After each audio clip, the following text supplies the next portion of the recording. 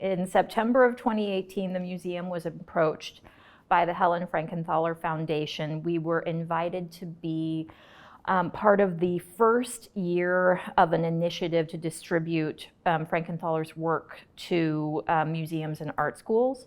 The Frankenthaler class began with opportunities to learn about Frankenthaler as an artist, as a printmaker, various aspects of her identity politics.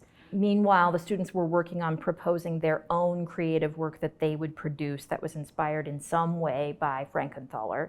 Then we learned more generally about art inspiring other art that might not necessarily relate to Frankenthaler, and then eventually the students shared their projects with the rest of the group.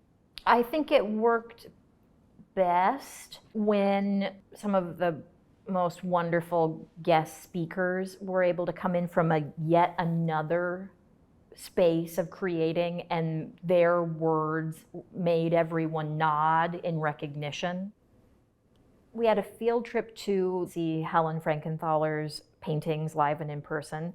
And while we were in Kansas City, we also visited Laura Berman, an artist who cites Frankenthaler as a source of inspiration. So they could see a real live example of a practicing artist who is incorporating inspiration from other artists in their practice, and see someone's studio. The pulse of how Team Frankenthaler, they were varied depending on how and what we were learning. In some ways, what she was doing felt very different than what they were doing. And then at other moments, I think they really latched on to the way that she was trying to push back against labels that were placed upon her. The way that she encouraged freedom and spontaneity felt like a gift, I think, to them in thinking about their own practice. This project challenged me to let go of constraints that I put on myself. I was able to give myself the freedom to not go back and overwork the piece like I normally would. Ultimately, this project opened new ways of making for me that I had never explored. Through this class, I was able to take a little more notice on how I approach my print projects. I wanted to challenge myself and have a hand at watercolor monoprinting through screen printing. I felt that this process could result in looser, washier tones that could be reminiscent of Helen Frankenthaler, and that I could, in a sense, lose some of my control over every single detail.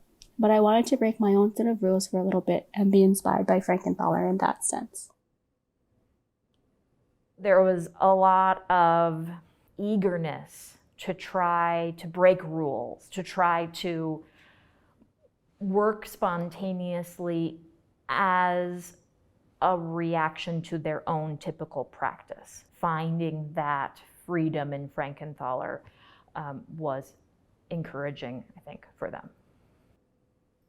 My original excitement for working in etching for this project came from Frankenthaler's iterations of Message from Degas. I was energized by the velvety and soft textures that could be achieved with etching that I had ignored in my own etching practice until very recent. Frankenthaler's wisdom and insistence on completely revealing the spontaneous have all revealed to me the value of exploring this path utilizing my artistic sensibilities. I had some really pragmatic and concrete goals. I wanted them to gain experience seeking and applying for arts funding. I wanted them to gain experience that could be quantified on their resumes. But then I also wanted them to have the joy of interacting with other artists, gain the practice of communicating with individuals who work in different mediums, who consider creating differently. I wanted to try to cultivate the joy of inspiration a little bit more, and to allow a student to feel that constraints are not constraining. Yes, we're going to focus on Frankenthaler, but let's try to tease out a myriad of possibilities of where you could find that influence. And learning directly from Helen Frankenthaler's prints and from the collection of the Spencer powered this class.